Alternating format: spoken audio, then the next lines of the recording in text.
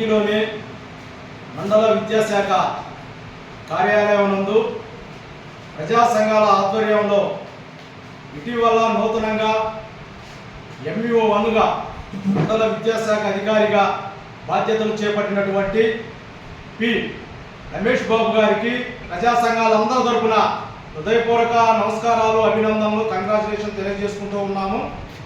చాలా సంతోషంగా ఉంది.